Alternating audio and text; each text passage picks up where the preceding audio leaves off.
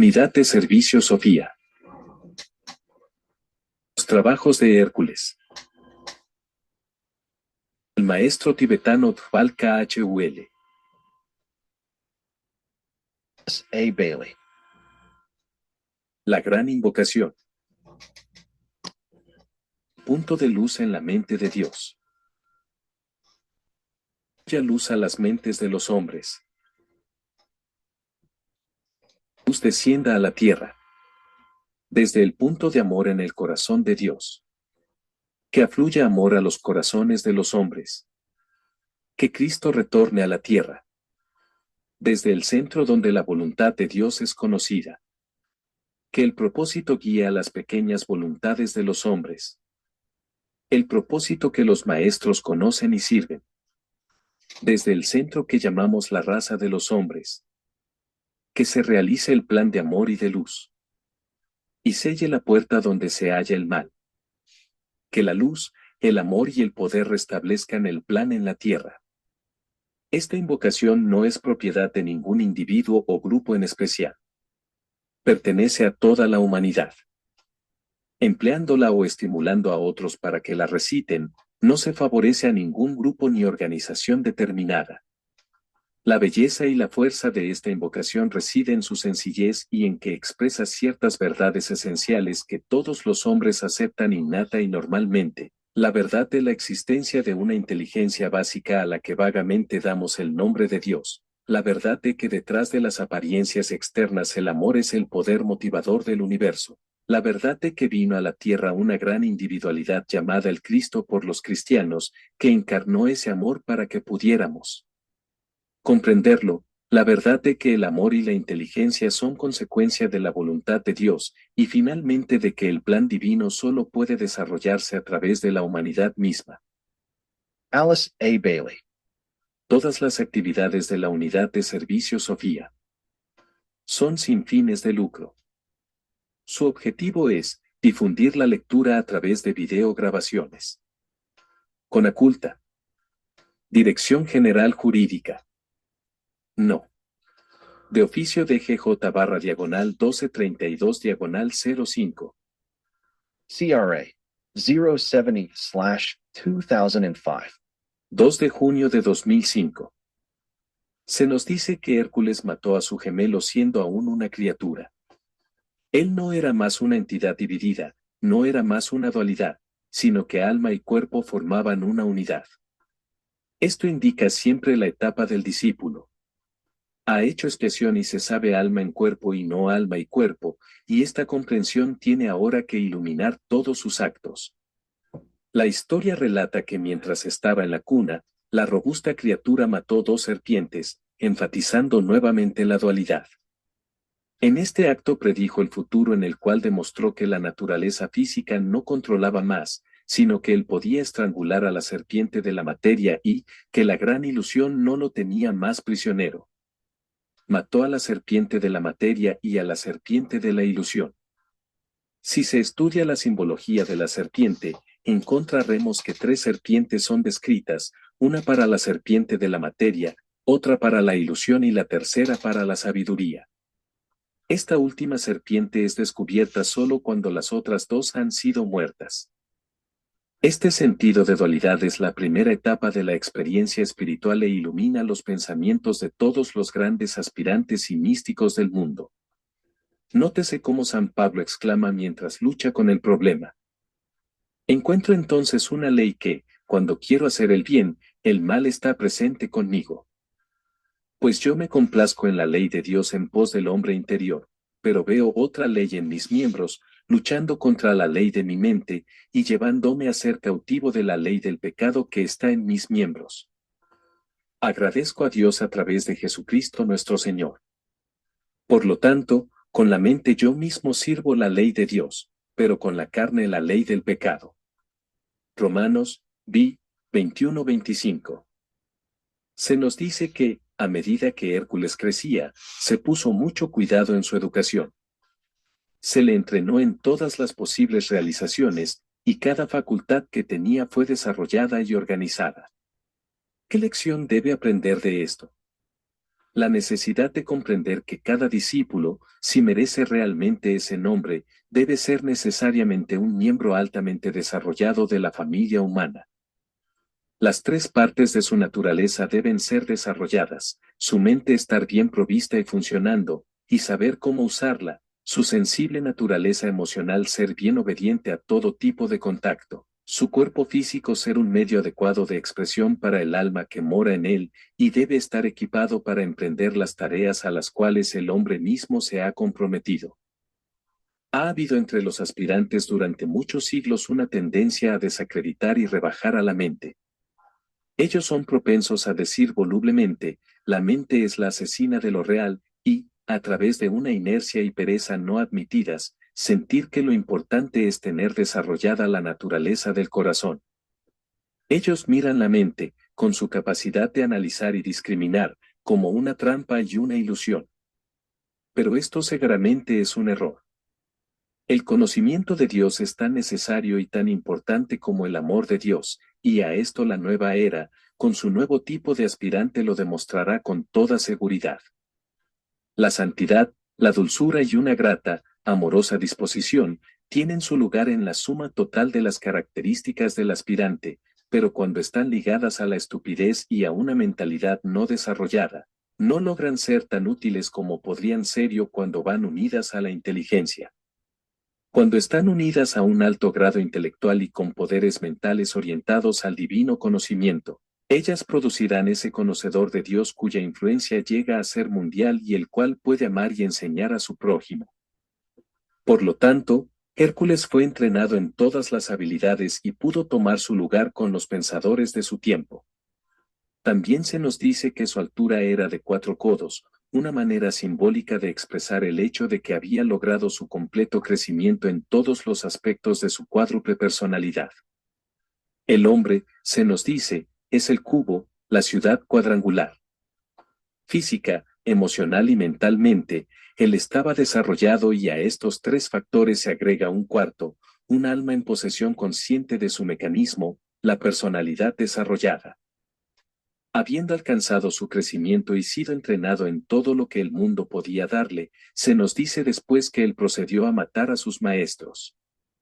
Los asesinó a todos y se libró de ellos. ¿Por qué? Porque había alcanzado el punto donde podía mantenerse sobre sus propios pies, sacando sus propias conclusiones, conduciendo su propia vida y manejando sus propios asuntos. Era necesario, por consiguiente, librarse de todos aquellos que buscaban supervisarlo, tenía que desprenderse de la autoridad y salir a encontrar su propio camino y hacer sus propios contactos con la vida. En esto es en lo que muchos aspirantes perseveran en este tiempo. Ellos están en posesión de mucha teoría, tienen un conocimiento técnico relativamente amplio de la naturaleza del sendero y de lo que deberían hacer en él, pero todavía no se han parado sobre sus propios pies y hollado ese sendero solos y sin apoyo. Ellos necesitan apoyos, y buscan gente que les diga qué deben hacer y en qué deben creer. Encontraremos que en el tercer trabajo que Hércules ejecutó en el signo de Géminis, fue puesto a prueba sobre este punto y tuvo que probar que estaba justificado por haber dado este paso. Hace entonces el interesante descubrimiento de que no es tan libre ni tan fuerte como, en su juvenil entusiasmo, se imaginaba ser. Cuando alcanzó la edad de 18 años, se nos dice que mató un león que estaba devastando la comarca y que empezó a realizar otros servicios, de suerte que, poco a poco, su nombre llegó a la gente. El 18 es siempre un número significativo. En él tenemos el número 10, que es el número de la perfección de la personalidad, más el número 8, el cual, según algunos numerólogos, es el número de la fuerza de Cristo. Es la fuerza de Cristo en el nuevo ciclo del discipulado, buscando expresarse a sí misma, la que produce la condición de disturbio y las dificultades que caracterizan esa etapa. Es tal vez de valor hacer notar lo siguiente. El número 8 es el círculo que nosotros ya hemos encontrado que es el recipiente de todas las potencias de las cuales la luz traerá perfección, pero ahora retorcido y vuelto sobre sí mismo. La serpiente no se traga más su cola, completando así su círculo, sino que se tuerce y se retuerce en el espacio y de las contorsiones de su retorcimiento sale una imagen revertida de sí misma. Pero en el 18 tenemos la visión del recto y angosto sendero, el punto se ha desarrollado en el 1 y ha llegado a ser el eje alrededor del cual gira nuestra vida. En este grado el iniciado ha enfrentado esta divina verdad y sentido la poderosa urgencia de la vida misma. De aquí en adelante él se esfuerza para hacer la línea retorcida, 8, subordinada a la línea recta, 1. La llave del destino, HA y F. Ash. Curtis, pages 246, 247. Es interesante hacer notar también que se nos dice en la Cabala. El 18º sendero es llamado la casa de la influencia, y del seno de la investigación son sacados los arcanos y el sentido oculto, los cuales moran en su sombra y que se adhieren a ella desde la causa de todas las causas. Sefer Yetzirah, número 30. Esto es lo que Hércules, a la edad de 18 años, está señalado para hacer. Él debe hollar el sendero sobre el cual todas las cosas ocultas pueden ser sacadas a la luz. Ha alcanzado el punto donde puede lograr el conocimiento de sí mismo y empezar a investigar las fuerzas ocultas de la naturaleza. Este es el problema de todos los discípulos.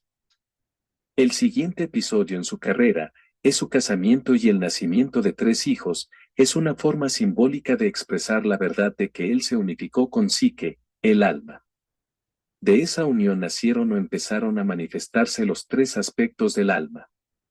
Empezó a conocer la naturaleza de la voluntad espiritual y a usarla para dirigir su vida. Experimentó los trabajos del amor espiritual y se volvió consciente de la necesidad de servir.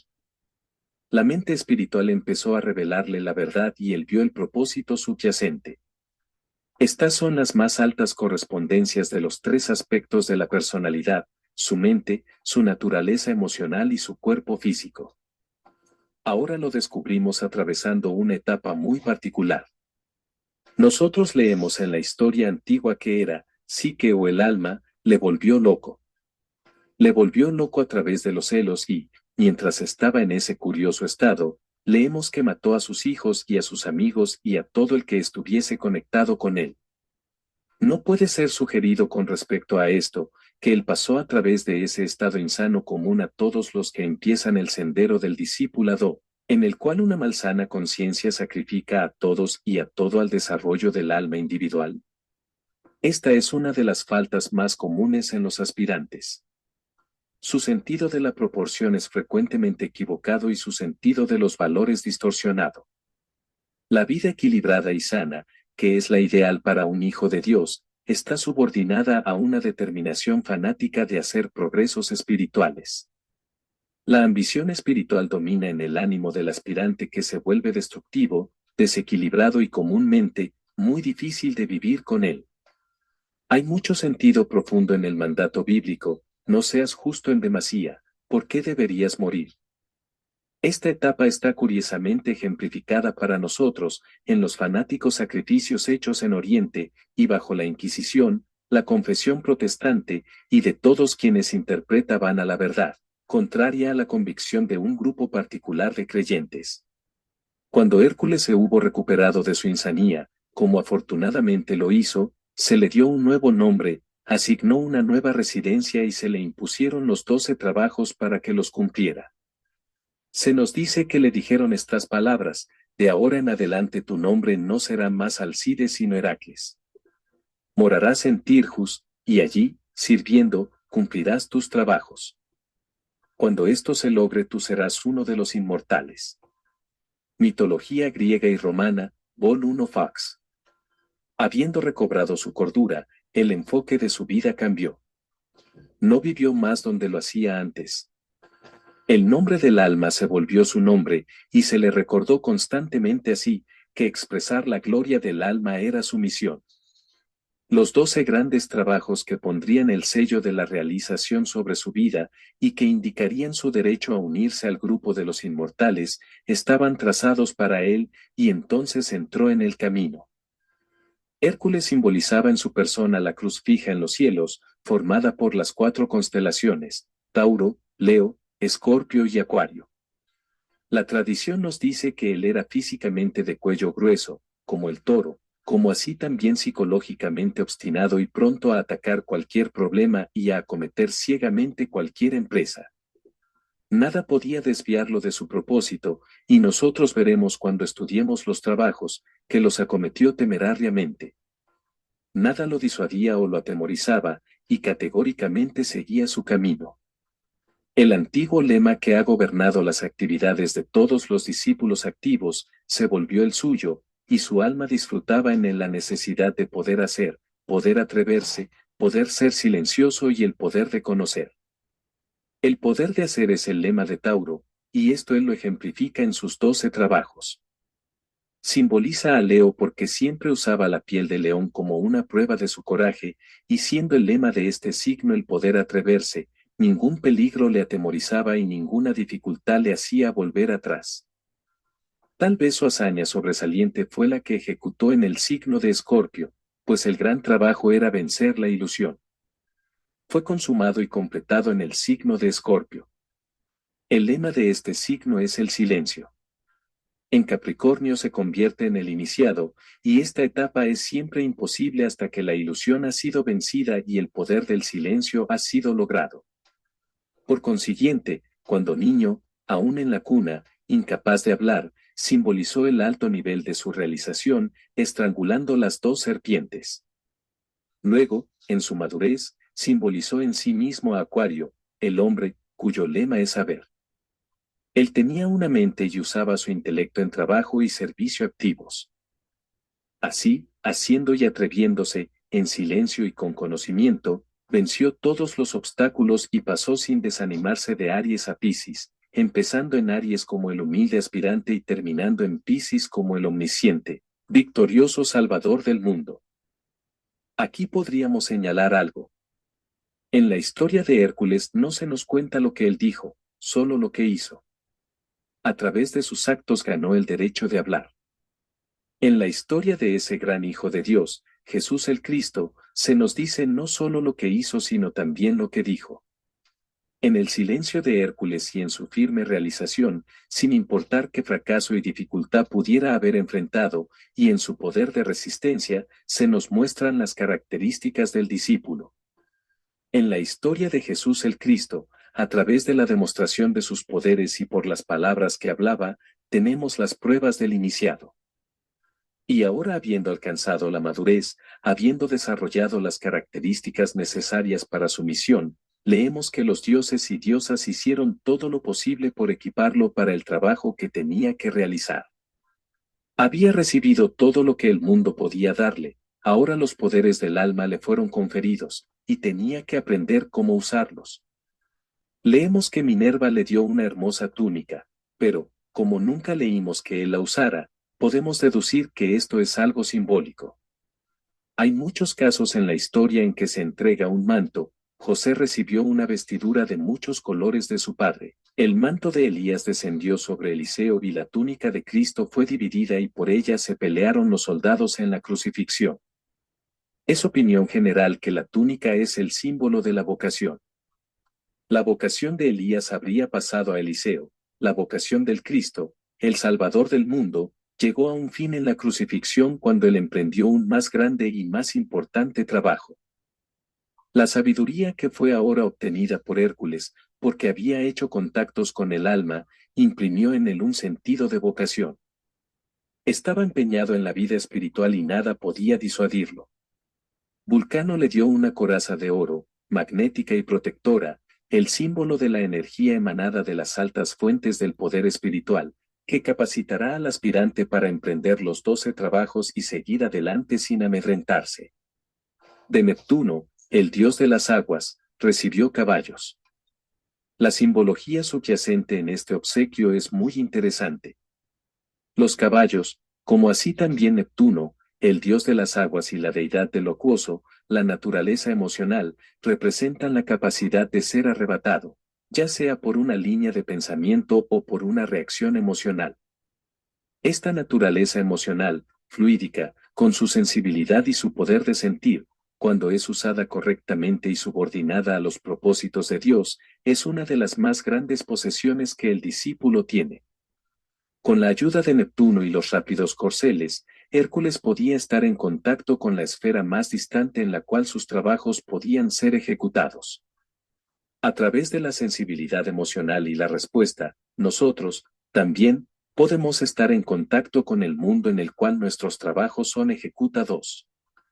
Equipado, por lo tanto, con vocación, energía espiritual y sensibilidad, el obsequio de una espada que vino de Mercurio, el mensajero de los dioses es de profunda significación, pues la espada es el símbolo de la mente que divide en pedazos, separa y destruye. A través de su uso, Mercurio agrega a los otros dones conferidos a Hércules, el del análisis mental y la discriminación. Se nos dice que Apolo, el mismo dios Sol, se interesó en Hércules y reflexionó acerca de que podría darle que le sirviera. Finalmente le dio un arco y una flecha, simbolizando la capacidad de ir rectamente a la meta, símbolo también de esa penetrante iluminación, que como una flecha de luz podría iluminar la oscuridad de su sendero cuando fuera necesario. Así equipado, Hércules permanece listo para el gran esfuerzo.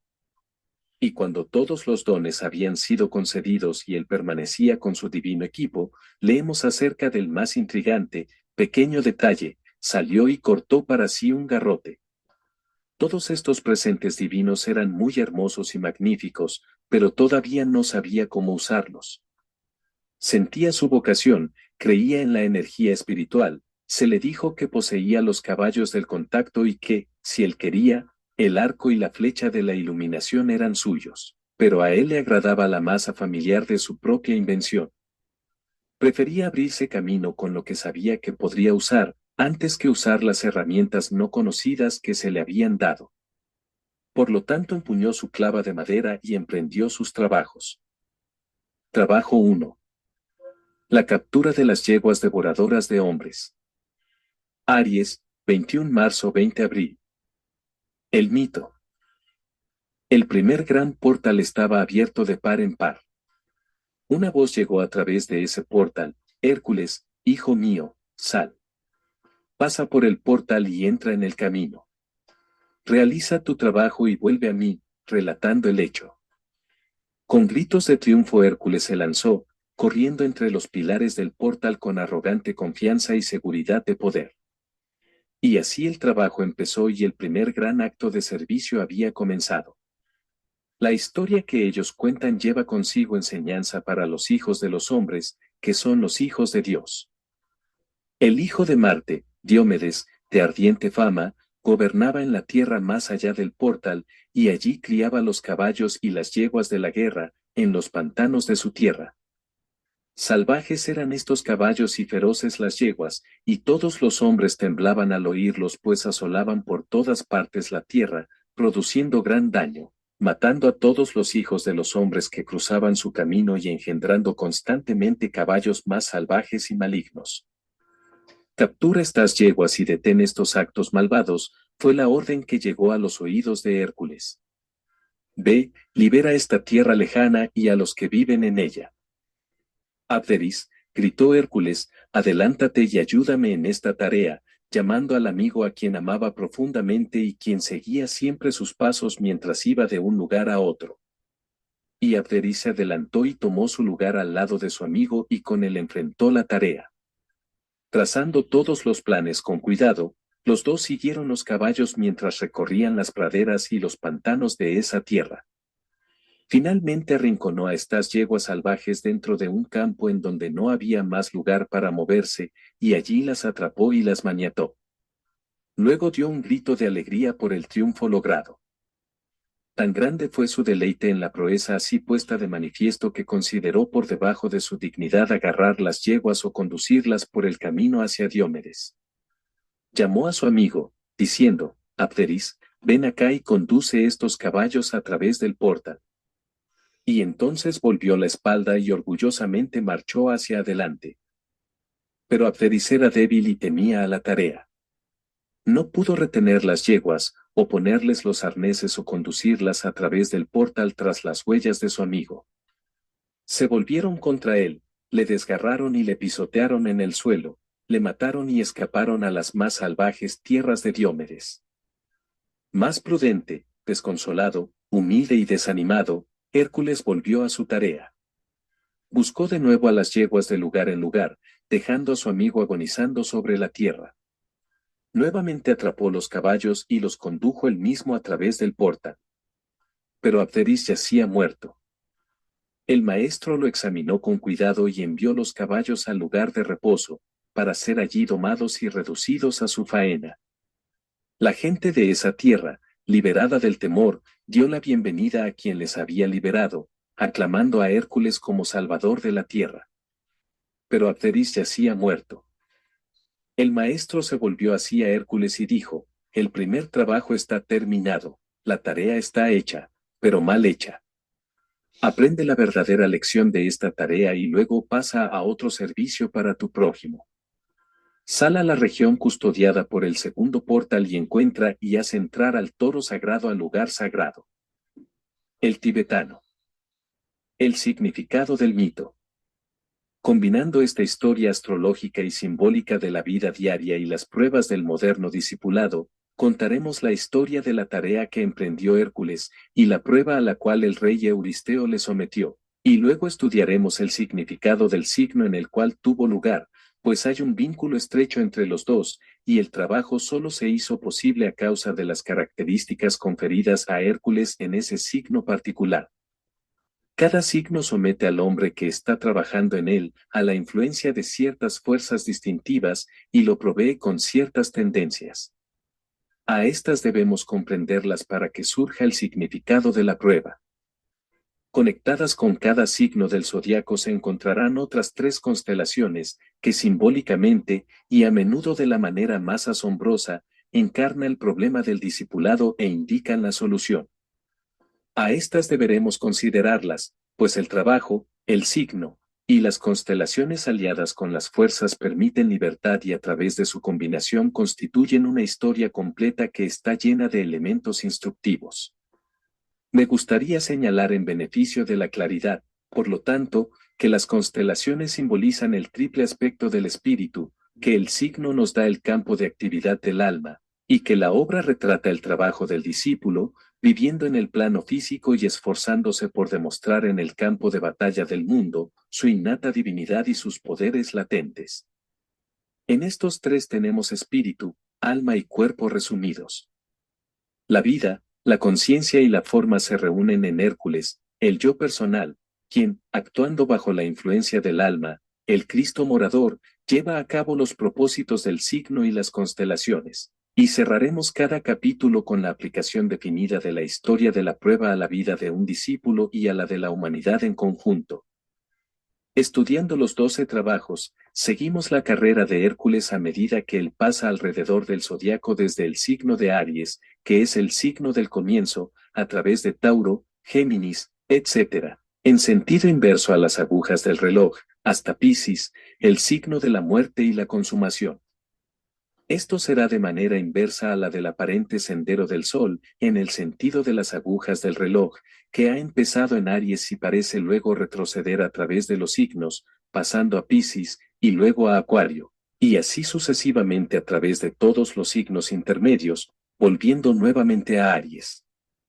El hombre que está inmerso en la forma y está viviendo bajo la influencia del aspecto materia, sigue necesariamente el sendero de la ilusión y de las apariencias. Pero Hércules, el alma, sigue el verdadero camino, invierte el procedimiento habitual y, figuradamente hablando, ya contra la corriente.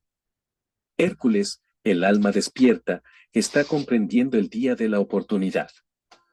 Ha recibido sus instrucciones para emprender los 12 trabajos y demostrar sus capacidades, y se le ha prometido que si cumple los requerimientos, será trasladado al reino de los dioses. Ha sido equipado con todos los poderes divinos, sin embargo, hasta ahora, no sabe cómo usarlos, y ha cortado para sí mismo el garrote con su propio esfuerzo, y con esto simbólicamente asciende a la cruz fija de los cielos, en la cual permanece en espíritu hasta que el último trabajo haya sido realizado. Así emprende su primer trabajo, comprendiendo poco la magnitud de su tarea, y no preparado para el fracaso. La parte encantadora de la historia de Hércules es su impulsividad y el hecho de que no siempre fuera triunfador. Fracasó a veces y tuvo que rehacer el trabajo hasta que el triunfo siguió a sus esfuerzos. Se le dijo que Diomedes, el hijo de Marte, el dios de la guerra, poseía un gran número de yeguas madres, que estaban corriendo salvajes, devastando la comarca, haciendo mucho daño y sustentándose de la carne de seres humanos. Nadie estaba a salvo de ellas y el terror se había asentado en la vecindad. Además de esto, estas yeguas madres estaban engendrando gran cantidad de caballos de guerra, y Diomedes se sentía muy intranquilo con el resultado de la situación. Euristeo, el rey, le ordenó a Hércules capturarlas. Muchos intentos se habían realizado para ello, pero siempre las yeguas habían escapado después de matar a los caballos y hombres enviados contra ellas. Pero Hércules, habiendo tomado a los caballos, se los dio a tener a Abderis, mientras él se pavoneaba, no dándose cuenta de la fuerza de los caballos, de su salvajismo. Antes que él pudiera dar un paso para impedirlo, las yeguas se volvieron contra Abderis y lo pisotearon hasta la muerte, escaparon de nuevo y empezaron otra vez a asolar la comarca. Por lo tanto, él tuvo que empezar todo su trabajo de nuevo, y después de tenaces esfuerzos consiguió capturar las yeguas. El primer trabajo, por consiguiente, empieza con un parcial fracaso, como es tan a menudo el caso del aspirante falto de experiencia e impetuoso. Tal es la historia, breve, dramática y alentadora. ¿Qué podemos decir del signo en el cual fue emprendida? El signo. Del signo de Aries, que fue el campo de la primera actividad, se ha hablado siempre como del primer signo del zodiaco. En este signo la gran rueda empieza su vuelta cíclica. Es, por consiguiente, el signo del comienzo. Cósmicamente hablando, es el signo de la creación, y este pensamiento subyace en las palabras de la Biblia. El Cordero muerto desde la fundación del mundo, Apocalipsis o Libro de la Revelación 13:8, pues este signo es llamado el signo del carnero o del cordero. En la vida del ser humano marca el principio de la subjetiva y latente conciencia de la existencia y el comienzo del ser humano en el círculo de la experiencia. En la vida del aspirante al discipulado él connota el periodo de reorientación y de un renovado esfuerzo autoconsciente, y su comienzo en esta etapa final del sendero evolutivo que lo llevará fuera del reino humano y lo capacitará para realizar la transición al reino de los dioses. Tal es la promesa hecha a Hércules y la recompensa ofrecida a todos los discípulos. Este primer trabajo marca el primer paso sobre el sendero de traslación. Aries es el signo del poder que emana del fluir evolutivo de la divina energía, desde la deidad central, Dios, o desde el ser humano, un hijo de Dios. Esta energía fluye hacia afuera en dos direcciones. Así el punto se vuelve la línea y el uno se vuelve el primero. Fluye dentro del mundo de las formas y también dentro del mundo del ser o del espíritu. Una corriente de energía expresa el sendero de regreso, el introspectivo, y las dos juntas constituyen los dos arcos del gran círculo de la existencia. En este signo empieza el sendero en el cual se toma la forma y se la domina, en el asimismo empieza la vida del desarrollo interior y la dominación del alma, o del ser subjetivo. Reorganización, reorientación, repolarización y regeneración son las características de esta etapa, y todas ellas son expresiones de la misma fuerza vital. Los dos usos de esta fuerza dependen de la atención mental del ser, divino y humano que la está utilizando. Es la misma fuerza, pero usada de dos maneras diferentes, dependiendo de si el divino utilizador ha enfocado su atención sobre si tomar forma, u hollar el sendero de la liberación de la forma. Durante eones, esta fuerza vital ha sido aplicada a fines egoístas, a propósitos de autogratificación y a la satisfacción del deseo. Poco a poco la vida de la forma pierde su atractivo, hasta que habiendo pasado una y otra vez alrededor de la rueda zodiacal, el hombre se encuentra de vuelta nuevamente en Aries, solo que esta vez con un nuevo enfoque, un nuevo interés y una visión diferente. Ha visto ante sí la promesa de que, habiendo logrado ciertos objetivos, puede cesar de encarnar y alcanzar el reino de los dioses. Ha aprendido por experiencia algo de su propia dualidad esencial. y anhela dejar de satisfacer el aspecto inferior de esta dualidad y encontrar la necesidad del aspecto superior, y está empezando a responder a los impulsos que vienen del mundo de las almas, y a prever los fines y objetivos del grupo. Ahora tiene que aprender a usar la fuerza vital con propósito desinteresado, y no para la satisfacción de sus apetitos personales.